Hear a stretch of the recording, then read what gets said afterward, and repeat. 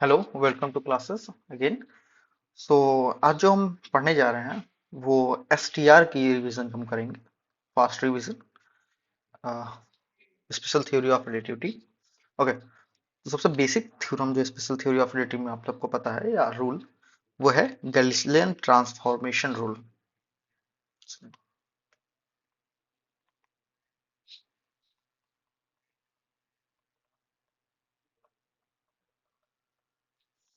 इसका पहला रूल, जो सबसे इंपॉर्टेंट बात इसमें लगेगी, वो है B is very very smaller than C. इस कंडीशन में सिर्फ हम गैलीलियन रूल लगाएंगे।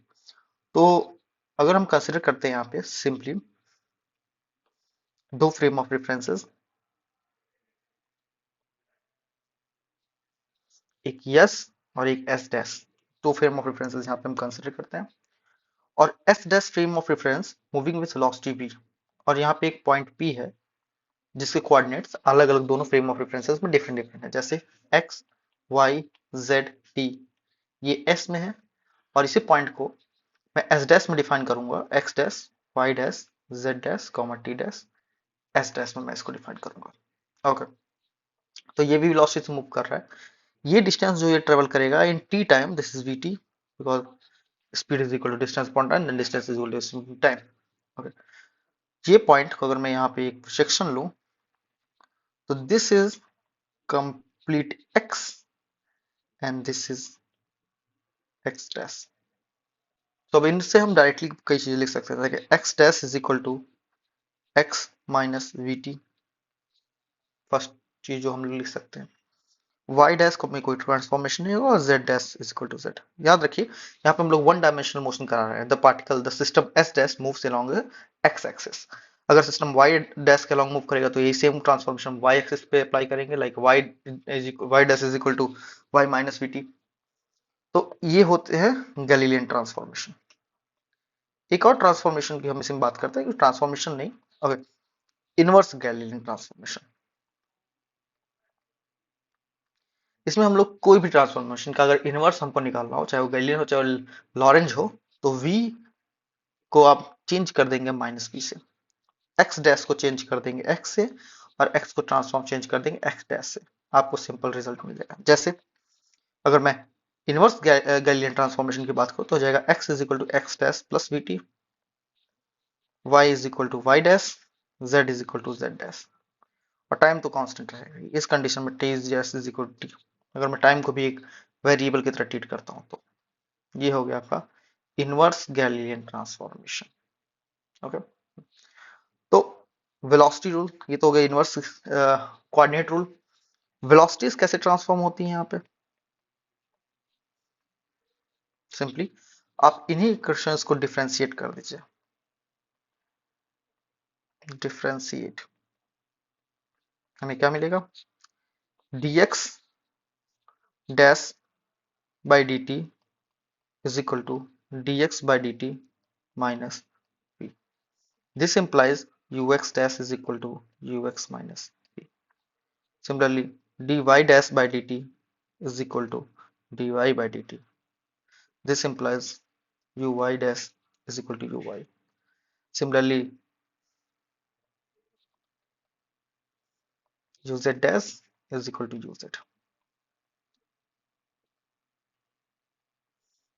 ये है गैलियन ट्रांसफॉर्मेशन में स्पीड लॉ और वेलोसिटी ट्रांसफॉर्मेशन। ओके, अब हम पढ़ने जा रहे हैं, ये तो सिंपली गैलियन ट्रांसफॉर्मेशन हो गया। जिस कंडीशन में हमने इसको लिया था, गैलियन ट्रांसफॉर्मेशन की सिंपल सी कंडीशन है, v is very very small then c। इसलिए इसको हम क्लासिकल लाइफ में अप्लाई कर सकते हैं।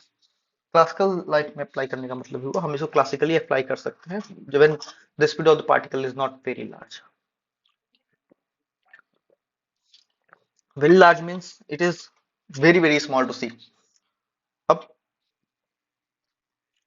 यहाँ पे कुछ पोस्टुलेट्स की हम बात करते हैं, हम स्पेशल थ्योरी ऑफ रिलेटिविटी में एंटर करते हैं। Special theory of relativity means अब जो पार्टिकल की जो वेलोसिटी है वो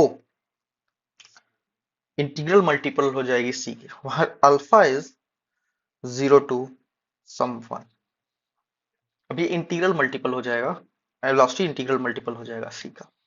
ओके, सी से ज्यादा नहीं। अब पोस्टुलेट्स क्या होता है, पहला पोस्टुलेट यही हो गया। दूसरा पोस्टुलेट्स होता है दोनों frame of references, both frame of reference should be inertial and relative. तीसरा क्या पोस्टुलेट है? Laws of physics must be invariant. मतलब अगर पहले फ्रेम ऑफ रेफरेंस में F is equal to m a को अप्लाई कर रहा हूं, तो वही सेम मैं भी दूसरे फ्रेम ऑफ रेफरेंस में भी F is equal to m a को ही अप्लाई करूंगा। ओके। चौथा पोस्टुलेट है speed of light is invariant in both the frames. Speed of light is invariant in both frames. दोनों फ्रेम्स में स्पीड ऑफ लाइट इनवेरिएंट होगी। ये चार पोस्टुलेट्स आपको अच्छे से याद रखने होंगे। पहला कि v is proportional equal to alpha c, means v अब इंटीग्रल मल्टीपल होगा c का।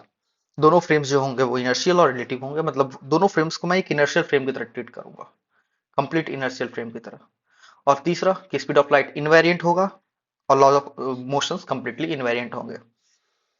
नाउ जो ट्रांसफॉर्मेशन का यूज हम लोग एसटीआर में करते हैं, उस ट्रांसफॉर्मेशन का नाम होता है लॉरेंस ट्रांसफॉर्मेशन।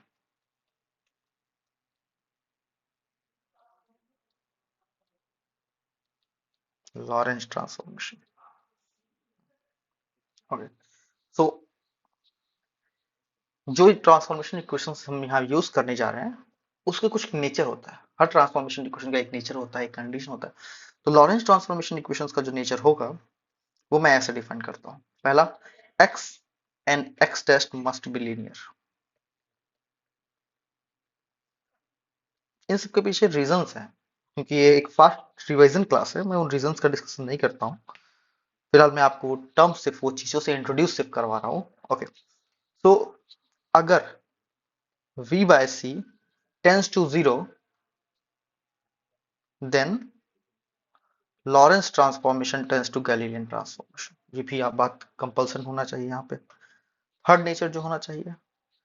अगर लॉरेंस ट्रांसफॉर्मेशन एग्जिस्ट कर रहा है तो inverse Lorentz transformation also exist. ये तीन नेचर आपको लॉरेंस ट्रांसफॉर्मेशन के डिफाइन करने हैं। इसीलिए लॉरेंस ट्रांसफॉर्मेशन को डिफाइन करना थोड़ा सा हार्ड हो जाता है, क्योंकि इन तीनों कंडीशंस को हम वहां पे यूज करते हैं। तो लॉरेंस ट्रांसफॉर्मेशन पे की डायरेक्टली इक्वेशंस हम अगर पॉइंट आउट करें तो इक्वेशंस ऐसे डिफाइंड होंगे। अगर दो फ्रेम ऑफ रेफरेंसेस यहाँ पे है मेरे पास,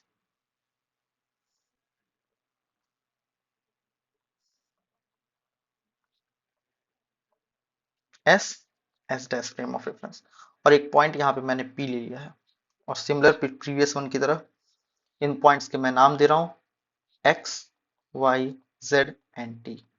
और एस डैश फ्रेम में x dash, y dash, z dash, t. ये एस और एस डैश फ्रेम में इन पॉइंट्स का नेम है। S z axis, z dash axis, this is x and x dash axis, this is y dash and y axis. तो अब मैं Lorentz और इनवर्स लॉरेंज दोनों को लिखने जा रहा हूँ।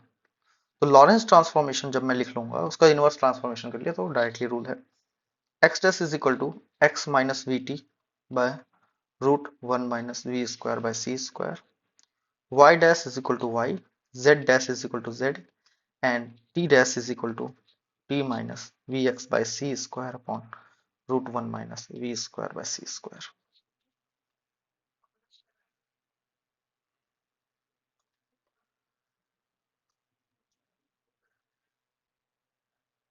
This is the Lorentz transformation. Okay. यहाँ पे x dash is the point of position of P along x-axis with respect to frame of reference S dash, and x is the, okay, यहाँ पे एक और टर्म्स को मैं define करता हूँ v। v वेलोसिटी से S dash frame of reference move कर रहा है, S dash v वेलोसिटी से मूव कर रहा है। अब अगर इसी को मैं इनवर्स लॉरेंस ट्रांसफॉर्मेशन में लिखूं तो सेम रूल लगाएंगे, v change to minus v, x dash change to x, y dash tends to change to y and z dash change to z। okay, तो इनवर्स लॉरेंस ट्रांसफॉर्मेशन कैसे हो जाएगा? x is equal to x dash plus vt dash upon root 1 minus v square by c square, y dash y is equal to y dash, z is equal to z dash, t is equal to t dash plus v x dash by c square upon root 1 minus v square by c square. This is inverse Lorentz transformation. Okay, ये general transformation rule हो गया Lorentz transformation. अगर मैं इसी को velocity के form में define करता हूं तो velocity transformation, Lawrence velocity transformation. मैं आपको एक तरीका बताता हूं, वो ट्रांसफॉर्मेशन आप आसानी से निकाल सकते हैं. आप dx पता कीजिए, dx डैश और एंड dt डैश, और दोनों को डिवाइड कर दीजिए. दिस इज vx डैश और ux डैश. अब ये डिवाइड करते ही आपके पास रिजल्ट आ जाएगा ux minus v upon 1 minus v ux by c square. Similarly आप dy डैश को फाइंड आउट कीजिए एंड dt डैश से डिवाइड कर दीजिए. This is your uy dash and this will be uy root 1 minus v square by c square upon 1 minus v ux by c square. Similarly, dz dash by dt dash is equal to uz dash implies equal to uz root 1 minus v square by c square upon 1 minus v ux by c square. This is a velocity transformation, Lorentz velocity transformation. आप सिर्फ differentiate करके divide कर देंगे, आपको सीधा result मिल जाएगा. Okay, तो यहाँ पे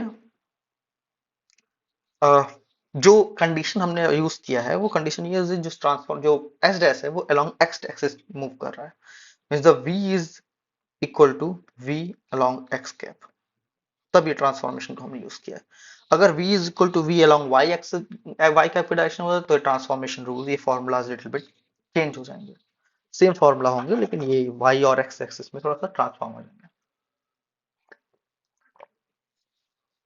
ओके, तो ये वेलोसिटी ट्रांसफॉर्मेशन हो गया. अब मैं एक सिंपल फिगर से आपको ये चीज थोड़ा सा क्लियर और कर दूं. S S dash and P. P means the particle that is here. See, S dash and P. S dash and P point. Okay, इसको मैं कैसे डिफाइन करता हूँ? डिफाइन नहीं, मैं टर्म्स को जो है डिफाइन कर रहा हूँ. तो S डैश मूव कर रहा है S के रिस्पेक्ट में x कैप में, और S के रिस्पेक्ट में P मूव कर रहा है let's say some U. Okay, questions कई तरीके के हो सकते हैं. क्वेश्चंस कई तरीके के हो सकते हैं. Actually not you, ux, and s dash के रिस्पेक्ट में p मूव कर रहा है ux डैश.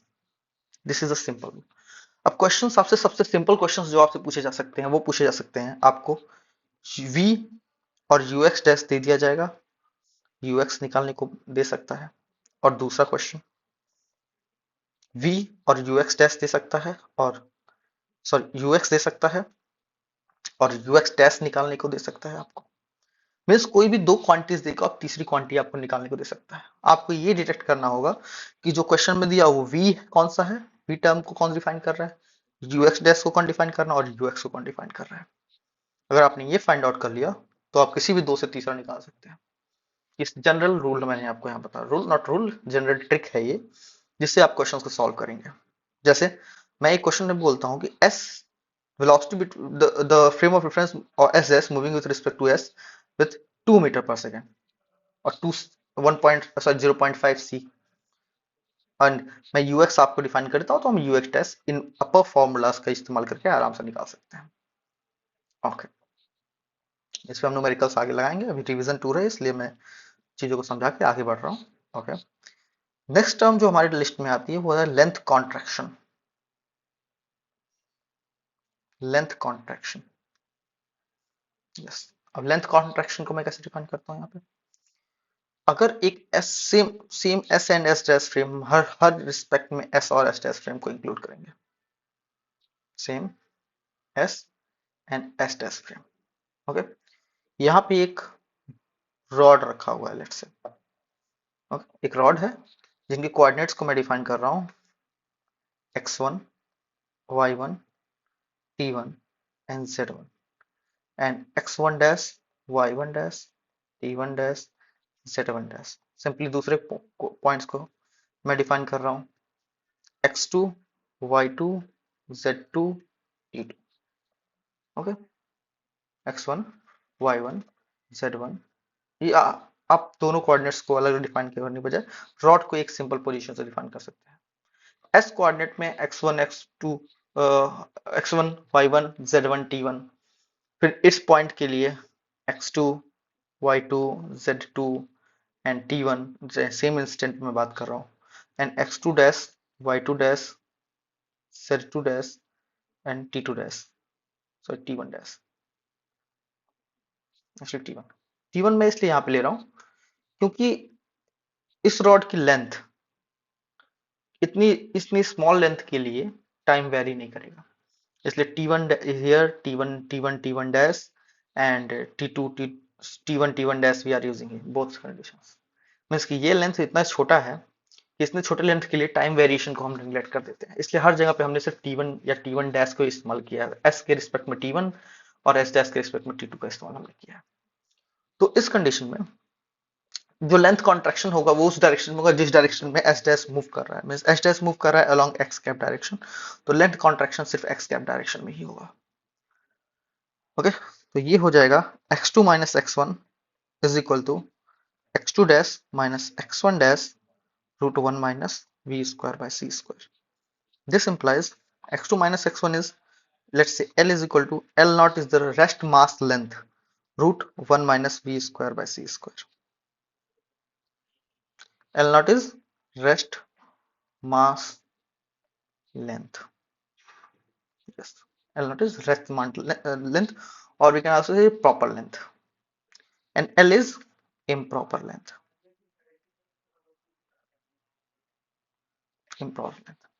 तो यहाँ पे लेंथ कॉन्ट्रैक्शन का मतलब क्या हुआ, L is always smaller than L naught because root 1 minus v square by c square always is smaller than 1 or maybe equal to 1, anything।